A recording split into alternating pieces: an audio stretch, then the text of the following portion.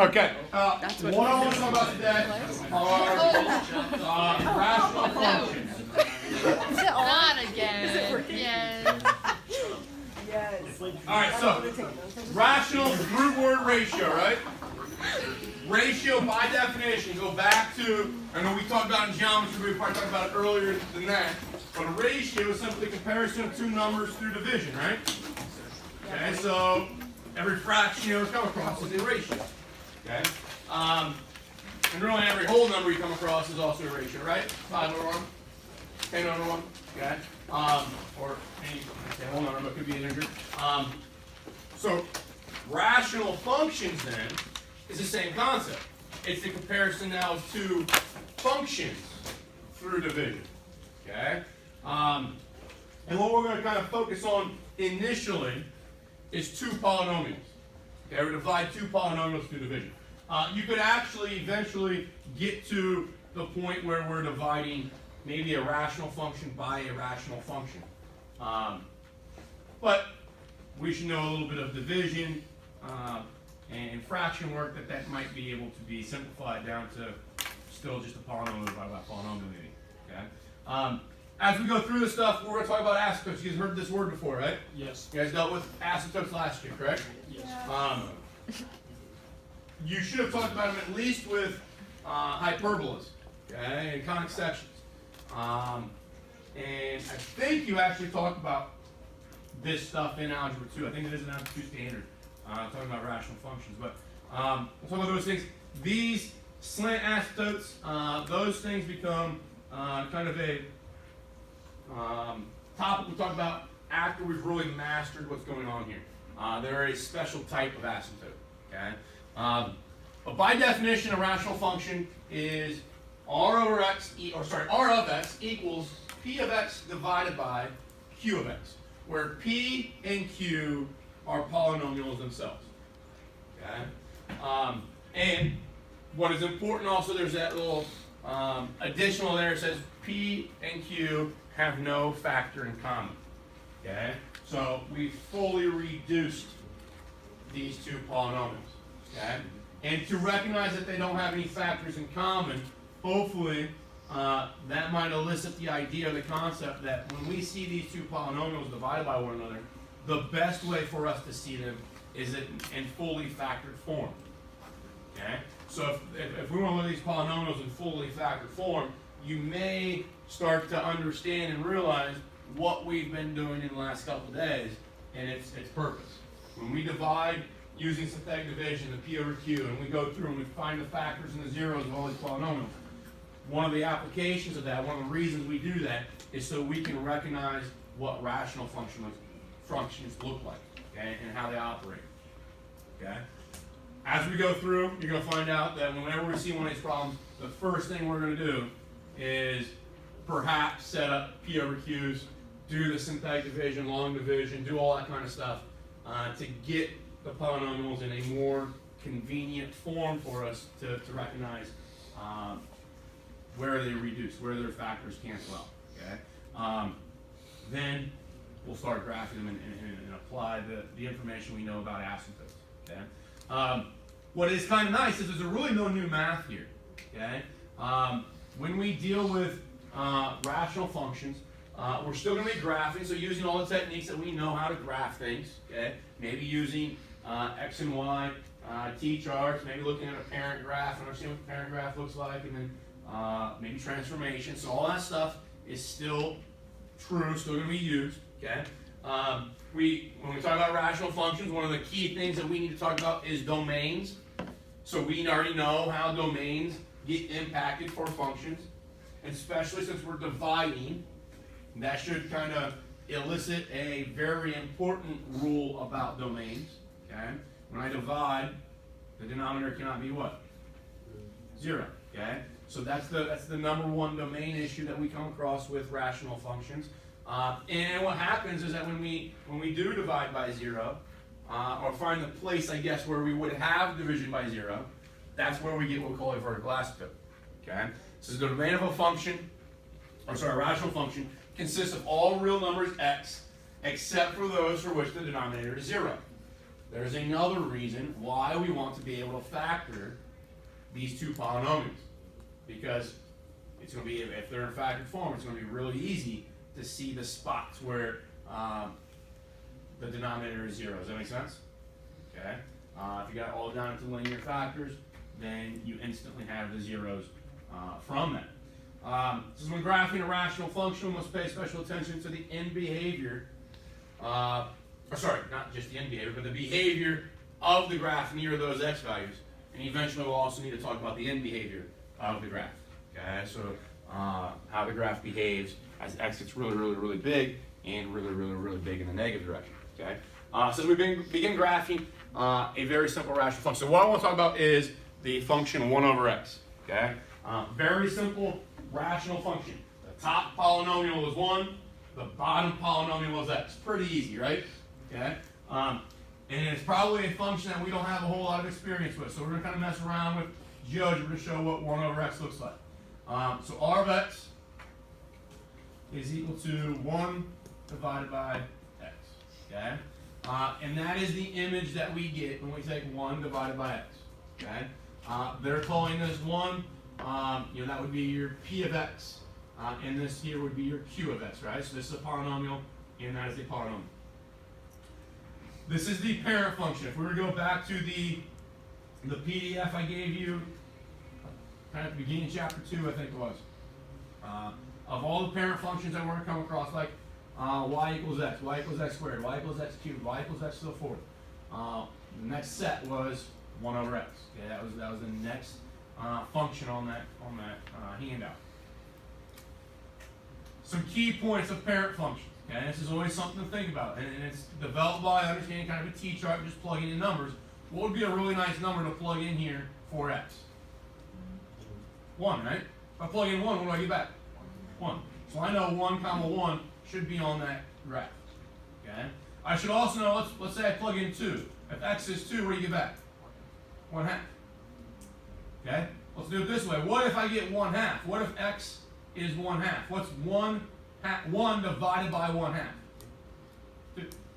Okay? So those are a key set of points to maybe commit to memory for the function 1 over x. Okay?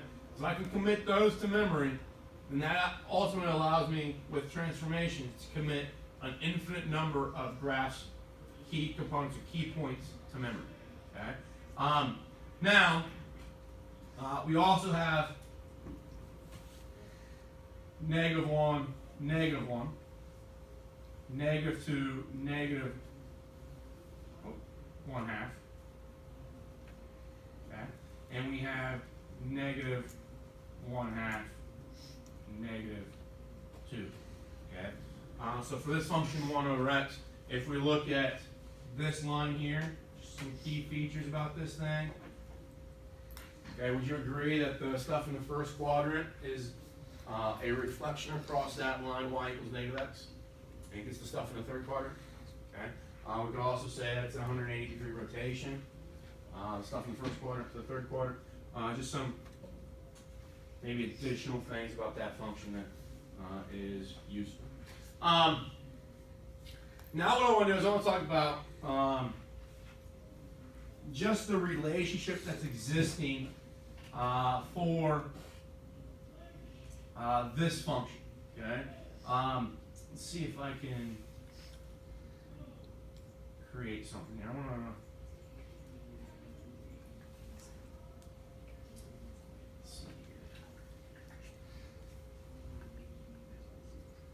We'll create a point. Let's call it just P. Let's say that it is. Let's do it this way. Let's go.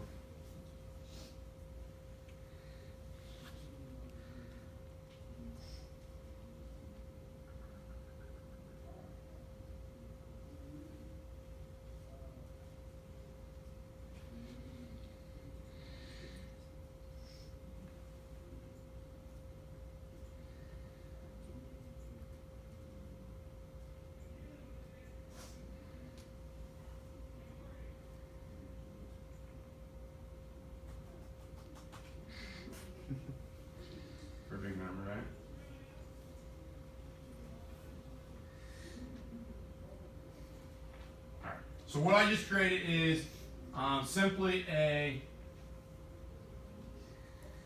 slider that I can change the a value, and then this is 1 over a, right? Okay.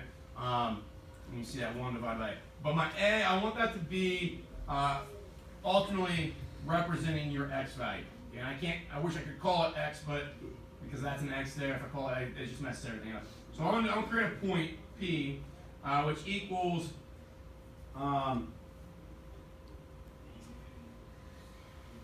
see if I can call it B, comma, R of B, word, P, let's set this thing at 1, let's see if it shows it, 10, okay, so P is it, alright? So what this allows me to do is take this slider and kind of change where that P value is. So right now that P value is at 0.6. So you see the Y value that it goes with is this 1.66. So is that right? X. Just think one thing.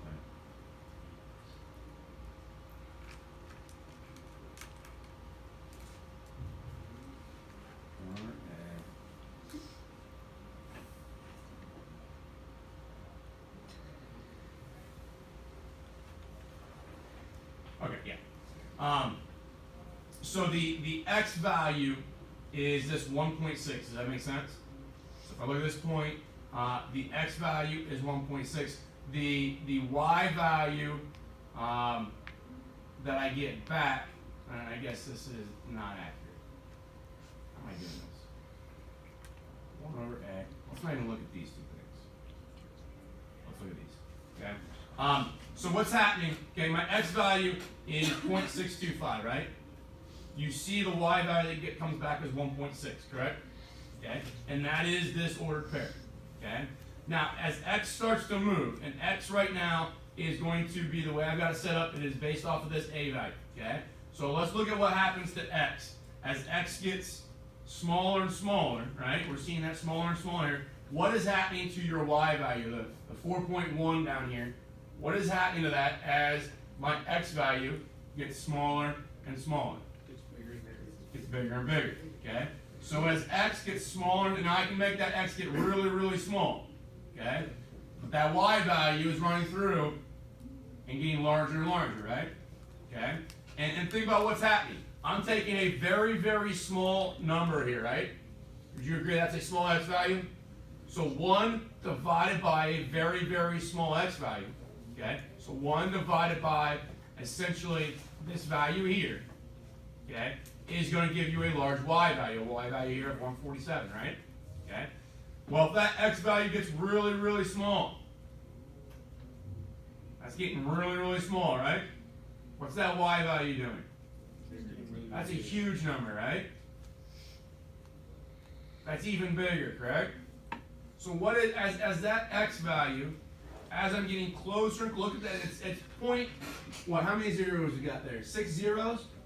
Point, and then 6 zeros, and then my first non-zero number comes after that. So are we like infinitely close to essentially here the y-axis?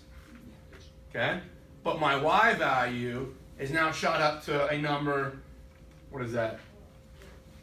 9.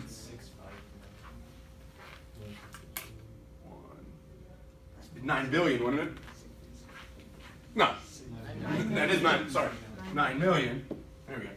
9,650,000, right? A very, very large number. But let's think about, I could even, now I can't because of the way I've got that slider set up, but I can make this number here get even closer to 0. What do you think this number would get even closer to? Infinity. Okay? So that's the idea of a vertical asymptote. As you get closer and closer to it, your y values are going to go to infinity. Okay? Now, if I was going from the other direction, okay, so my point P I put over here, right? Okay? Or if I put it over here and I get closer and closer to that asymptote, where's my y value going to go? Towards negative infinity. Okay?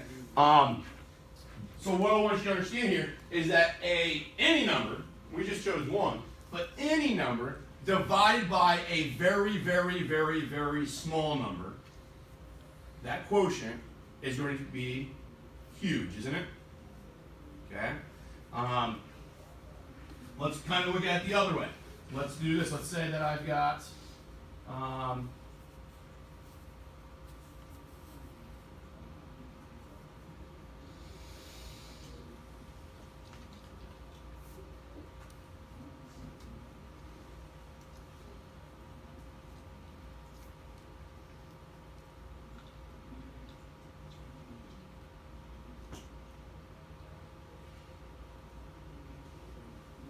so that's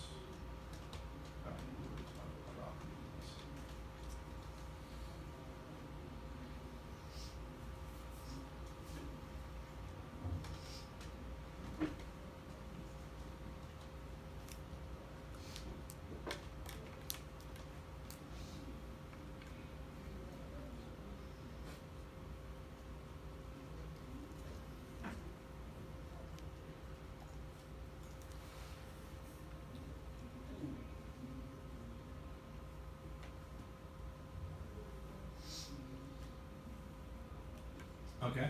So now, I think this will work. As I start taking the x value and making that x value get bigger and bigger, okay? So we're seeing the x value here, 4.65, and I make that get bigger and bigger. What's your y value doing here? Smaller and smaller, right? Okay. So as x gets bigger and bigger, y gets smaller and smaller. Right now, so x is 16, not a huge number, right? But your y value is already at 0.06. So imagine what happens when that x value becomes like 160. Okay? Then that y value is going to be like probably 0.006. Does that make sense? Okay? And then the more that this value increases, the closer that number is going to get to what? 0. Will it ever get to 0? No. Okay? So what happens here, what we're doing, is we're taking 1 and dividing it by a very large number here. 1 divided by a very large number gives a quotient of a very small number, right? So 1 divided by something that's really, really, really, really big gives me something close to 0. Now it doesn't get to 0 though, right? Okay? If you have a piece of pie, the logic is you should be able to divide that as many times as you want and never get that pie to kind of disappear. Does that make sense? Okay, it won't go to 0. Okay? I can take a large number, any number I want to, number 1, and divide it as many times as I want, amongst as many people as I want. And everybody's going to get a part. Okay? It will never go away. It will never get to 0. Does that make sense to everybody? Okay? So the logic here that I want to make sure we understand, and this is going to be useful for graphing rational functions, is that when you divide by divide any number by something very, very, very, very small, you get something very, very, very, very big. Okay? When you reverse it, you take a large number and divide, just any number, and divide it by a very, very, very large number, you get something very small. Okay? And the idea here, this behavior here, as x was approaching 0, so as I approached 0, now what we'll do is we'll put a little plus sign up here it's a superscript, and it's just a notation thing. It means nothing about the sign of 0. It just means the direction that I'm approaching 0 from. Okay? So when it says x arrow 0 and then a plus sign, we read that as x approaches 0 from the right. So what you do is you put yourself on the curve. Okay? That's your stick body right there. And as you move towards 0 from the right-hand side, where would you be going vertically? You'd be going to positive infinity, right? Okay? So as x goes to 0 from the right, y goes to infinity.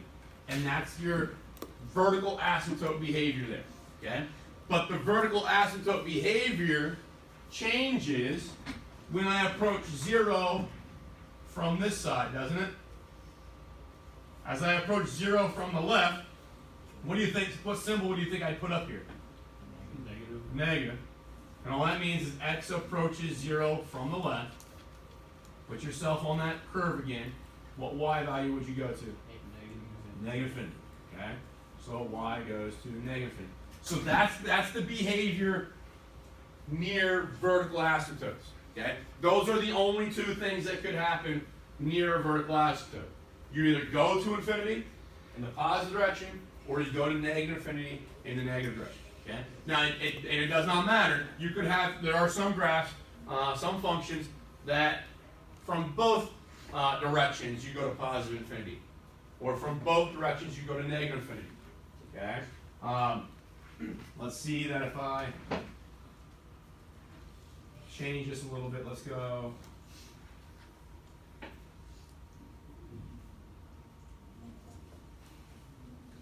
You know, it's just kind of an example of that. 0 is still an asymptote, right? But from the left, approaching 0 from the left, you shoot off to positive infinity. And moving from the right, you still shoot off to positive infinity. Okay? So they could both have the same behavior. But you'll never say that, you know, as I approach a vertical asymptote, that x goes to like 5 or x goes to 6. It's always infinity or negative infinity. Okay? So that's the behavior near a vertical asymptote. Okay? The concept remains the same for other functions. Let's say I have like 1 over x minus 3. Okay? We know that through our domain work, x is not allowed to be what number? 3. 3. And the denominator can't be 0, so we solve that little equation. X minus 3 cannot be 0, and we get x cannot be 3. So I'm actually going to draw in the asymptote here. Okay? So that line would be the asymptote, right? Do you see as you approach, now the way we write this is now we're approaching, x approaches 3 from the right. Where are your y values going? Positive infinity, right? Because think about this. If I'm approaching 3 from the right, let's do some quick algebra here. If I'm at like 3.5, okay? 3.5 minus 3 is 0.5, right? So it gives me 2, correct? If I go, let's say instead of at 3.5, I'm at 3.25. So 3.25 minus 3 gives me a 0.25, right? That'll go to 4. Let's say that I'm at 3.1. So it would give me 3.1 minus 3 would be 0.1, right? That goes to 10. Okay? Let's say that I'm at 3.01. Okay? Well, 3.01 minus 3 would be 0.01, right? That goes to 100, correct? Okay? Now, you can start to see as you start getting closer and closer to that asymptote. I can't put 3 for x, right? But I can put 3.0000000000001. Subtract 3 from that, I still have division, right? I'd have 1 divided by a very, very, very small number, and 1 divided by a very, very, very small number. You start to see the pattern here, right? It's going to shoot off to infinity. Any number divided by something very small will give you a large quotient. Okay?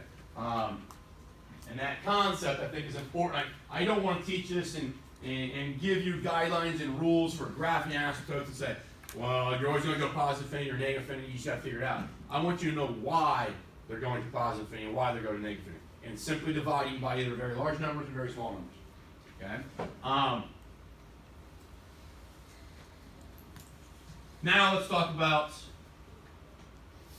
how we write, maybe for this function, our end behavior. Okay? As x goes to infinity, as x goes this direction, okay, to the right, where's y going? Y is approaching 0, right? The key thing we want to say here is approaches. Because the word approaches makes us have the mindset that we're getting close to it, but we never get to it, right? That's the same thing when we said x is approaching 3 for that vertical asymptote. We're approaching 3. We're going to get as close to it as we possibly can, but never touch it. Okay? Same idea there for that end behavior thing. As x goes to positive infinity, y is going to 0. What if I go to negative infinity? Where's y going?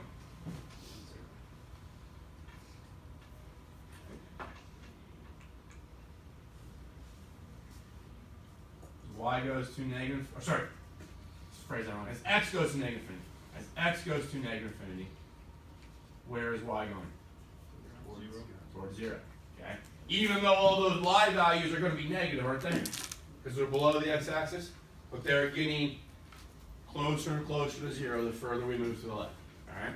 So when we talk about rational functions, two of the main things that we want to talk about are what is the behavior that is occurring near vertical asymptotes, and what is the behavior that's occurring near horizontal asymptotes.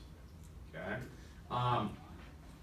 Something that sometimes provides us confusion with these asymptotes is that for vertical asymptotes,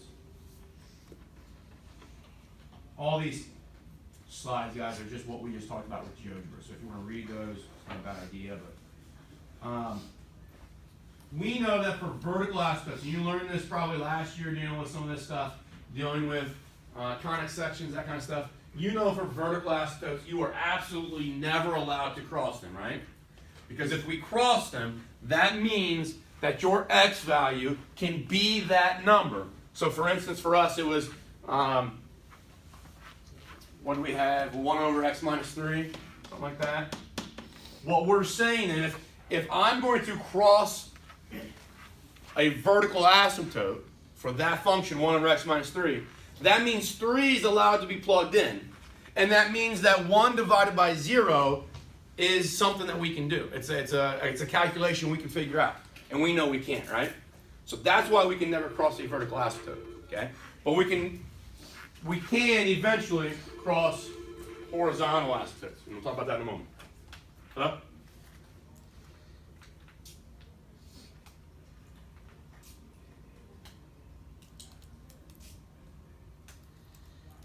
Yeah. Yep, no problem. Yep, back. Ms. Sarge, Mrs. Bidlack wants to see you. You know where she's at? Okay. So, vertical asymptotes, not allowed to cross those. Okay, because of that, you can't take 1 divided by 0 or any number divided by 0. We know that's indeterminate. For horizontal asymptotes, in some functions, you do end up crossing the horizontal asymptote. Okay? So the way we view horizontal asymptotes is that they are essentially only asymptotes in respect to when x gets really, really big in either direction, positive or negative. Okay? So what we say, what mathematicians usually say is that you can cross horizontal asymptotes when you are relatively close to 0, 0, or relatively close to the origin. Okay? Now that's a scary word. Relative is a scary word in math. Okay? Especially when you're talking about comparing it to like infinity. Okay? If I say, between -1 and 1, is that relatively close to 0, 0? Is -10 to 10 relatively close to 0, 0? We'd probably all agree with that, right? -10, we've kind of increased the boundary, but it's still relatively close to 0, 0. Would you say -1 billion to +1 billion is relatively close to 0? Yes. Yeah. It is if we're comparing it to infinity, right?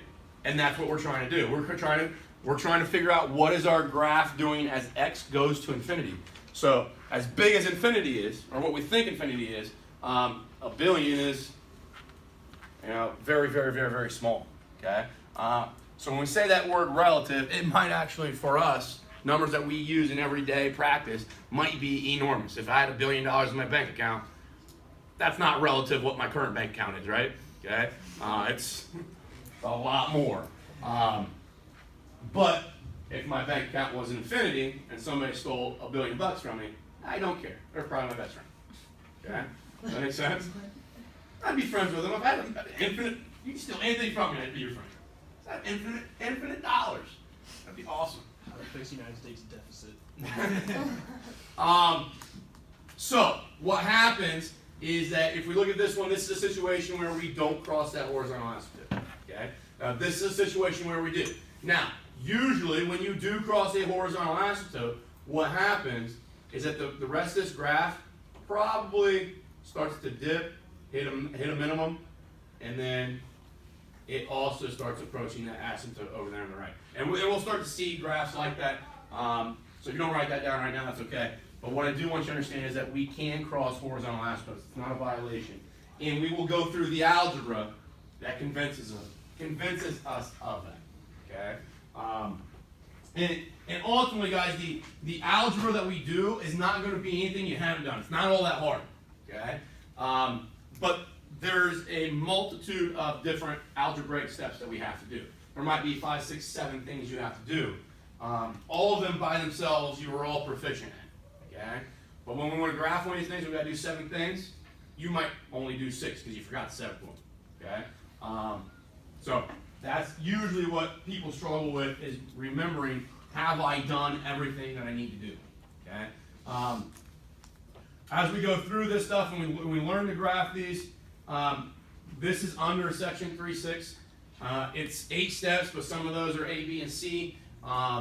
So, anywhere between like 11 and 14 different things you got to think about and do.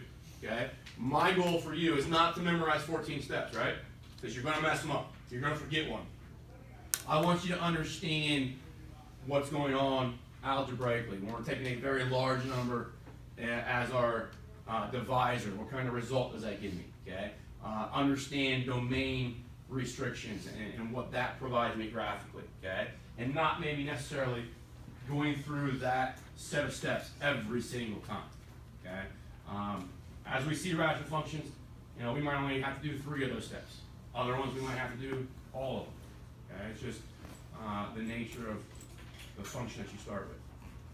All right. Anybody have questions so far?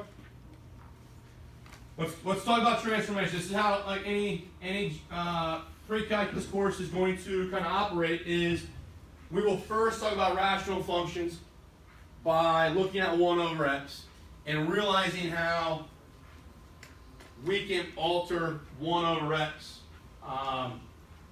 to develop other functions. Okay? But we use transformations to do it. And then the same exact transformations that you've learned for quadratics, for cubics, for absolute value, for all those things we've talked about so far this year. The same transformations apply here. Okay? But I want to talk about how they impact or change your graph. Okay? First one we've already kind of maybe seen with what I've typed in here. Okay? I'm just going to type in 1 over x, kind of as our parent function. So that red one, okay? And there's a lot of stuff here, so let's take that line out. If I think about that red curve, how did we get the green curve from it? Move it to the right 3, right? Is that consistent with how we've moved things in the past when you subtract a number from x before doing kind of the overall operation? So we subtracted the number from x before we do 1 divided by that number. Okay? Doesn't that always move it left or right? Subtracting from an x moves it to the right. Adding x moves it to the left, right? So you can see that if I write it this way, let's go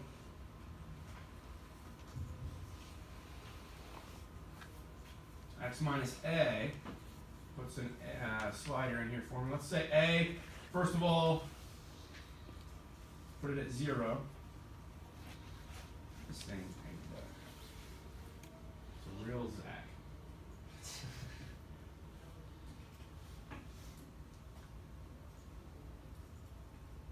There. All right, so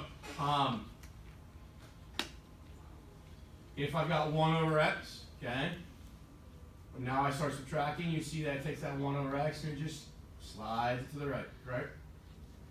And if I do x plus 1, x plus 2, x plus 3, slides it to the left, right? Is that okay with everybody? Okay. So we've seen that happen before. That's happened with quadratics, cubics, any other function we've got a pretty good handle on. Okay. What if I did this? What if I took 1 over x and added some number to the end of it?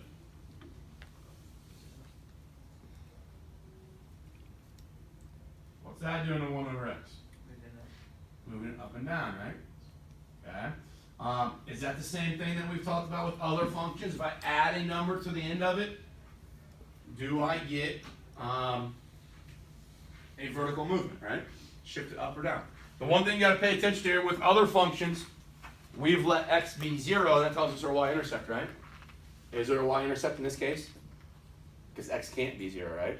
I get 1 divided by 0, an indeterminate value, minus a fourth. I can't do that, okay? So in this case, because you have a vertical asymptote on your y-axis, you obviously can't have a y-intercept, okay? But once I do this, now do I have a y-intercept? Yeah, because I can plug in x to be 0 now, right? So I get 1/2 minus a quarter, okay? So my y-intercept would be 1/4, right? Does that kind of make sense, everybody? So we've seen some of this stuff, okay? Now what I want to kind of show you is that a lot of times you might not see well, let's do this. Let's go 1 divided by x, okay? And then add 3 to it. So it does that, right? When we see it written this way, we are 100% fine recognizing that that's the parent function moved up 3 units, right? But we also know, just like with quadratics, if I gave you like x plus 2 squared, you know that's the quadratic function, the parent function x squared, moved to the left 2 units, right? Do you know that if you see it this way? Because these two things are equal, aren't they? If you look at that, does anybody know if that's the quadratic function, the parent function x squared moved to the left 2 units? I don't know that, okay? Not saying that I'm smarter than any of you, okay? But I probably deal with this stuff a little bit more than you do, right? So looking at it that way, that's not informative. Looking at it this way is informative. So there might be times, okay, if I see x squared plus 4x plus 4, and we want to find, how does the parent function x squared get transformed, we would have had to factor that, right? We have tools to get that in a different form. We might eventually see this as 1 plus 3x over x. If I graph that, okay, all I did here is create a common denominator and add things together, right? So this might be the way you see it every once in a while. 1 plus 3x over x. Okay, graph the exact same curve. Okay? So, when you see something like that in your homework, when they give you a rational function and they're asking you to talk about transformations of it, okay? Chances are, because right now we only know what 1 over x looks like, okay? Eventually we might talk about like what 1 over x squared looks like, what 1 over x cubed looks like, that kind of stuff. But right now we only know what 1 over x looks like. So a lot of times these are going to be linear factors up top and on the bottom, okay? Your polynomials p and q are going to be linear. But if I want to transform that, okay, we're going to do exactly what it says. It says 1 plus 3x divided by x, right? Well, 1 plus 3x, that's right, let's put it in descending order. 3x plus 1 divided by x. And now maybe you start to see the benefit of what we went through in the last section. What am I going to put right here so that I get 3x? 3. So you're going to multiply, right? Get 3x. Change signs, add straight down, bring your remainder down, right? That's my remainder because it's a variable term is of a degree less than my divisor. So if you remember, one of the formats that we talked about when rewriting this polynomial divided by this polynomial, okay, we said that we could take the quotient plus the remainder divided by the divisor. And now I have 3 plus 1 over x. And does that look exactly like that right there? Okay, so all we've done is we've just transformed it, okay? 3 plus 1 over x is exactly the same thing as 1 plus 3x over x, okay? And now if we know what 1 over x looks like, that plus 3 just means it moved up 3 units, okay? What if I gave you something like this one here on the left, okay? 2 over x minus 3, okay? You can do, I mean, it's not going to really benefit you, I don't think, by doing the long division here this way with this one because of what this numerator is. This numerator is not really interesting kind of in comparison to this numerator or the one we just did. If I look at that 2 over x minus 3, and I would determine what the transformations are, okay? So that's my r of x. Can I do this? Can I take r of x, and can I factor a 2 out, and it give me that? Okay, and if you don't recognize that you can do that, maybe once you get to this point here, you can say, well, that means that I've got 2 over 1 times this fraction. When I multiply fractions, it's numerator times numerator, right? So 2 times 1 will give me that 2. And then 1 times x minus 3 will give me that x minus 3, right? So these two things are identical, all right? But it might make more sense for us in the event of graphing to be able to do this, okay? Because what's that negative 3 going to do? Yeah, it's going to take the function 1 over x. Well, that point right there is 1, 1. We got 2, 1/2. And we got 1/2, 2. And then we've also got these points over here. And it's going to take every one of those points and move it to the right 3 units. Okay? What's the 2 going to do to everything? Stretch the y value, right? Okay? So this y value is going to become what? 4. You stretched it, right? That one's going to become 2. That one's going to become 1. Okay? This x value is going to get 3 added to it, right? This x value is going to get 3 added to it. And that one's going to get 3 added to it, right? And then that's going to move to the right. And then that stretch is also going to move up a little bit. Okay? It's going to create that vertical stretch. And that then is the transformation for that curve, right? And ultimately, what we're going to use these transformations for is just to kind of verbally explain how 1 of x gets changed, okay? We might have better techniques here in a little bit to actually graph these things other than using transformations, okay? But let's look at that part B. Okay, that one is 3x plus 5 over x plus 2. Now this one's not just an easy divide out the numerator, okay? This one you actually, like the first one we did, we have to do the long division. So I got 3x plus 5 divided by x plus 2. What would go here? So I get 3x. 3, right? Multiply, I get 3x plus 6. Change signs. Add straight down, I get negative 1, right? That's my remainder. So we knew that 3 minus 1 over x plus 2 would be okay. So 3x plus 5 over x plus 2, we're going to actually rewrite that as 3 minus 1 over x plus 2. Okay? And the reason this works, if I were to come up and say, I want to add these two things together, I would have to create a what? Common denominator. That common denominator is going to be x plus 2, right? So multiply this one by x plus 2 over x plus 2, combine like terms, and it gets you this. Okay? But I don't like seeing it that way.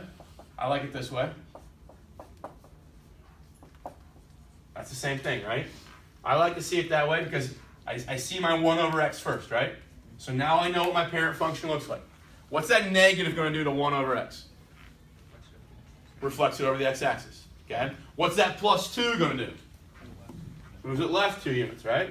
What's the plus 3 going to do? Move it up 3. Okay? And if you know what 1 over x is, and you know what those transformations do, so that's not new stuff, right? Transformation is not new. Okay? If you know how to apply those, you should be able to, quickly, relative word again, quickly, you should be able to develop what the graph of 3x plus 5 over x plus 2 is by hand, without technology. Okay? My hope is as you're doing these things, and you're graphing them, and you are then using technology to kind of reconfirm what you've done. What I like about it is, about using GeoGebra, I can type in those two functions, 3x. It's kind of a pain in the butt on your calculator. I go 3x plus 5 over x plus 2. There's that curve. Okay? Is that the same thing as 3 minus 1 divided by x plus 2, and graphs right on top, right? So that convinces me that those two things are identical. I've done the right work. I do see if I had 1 over x as my graph, those transformations do exist. Okay? I'm going to extend the 3.5 homework through tomorrow. Okay? And then I'm also going to upload a 3.6, but I'm going to be due for a while. Ray, I'm gonna end your video. Thank you.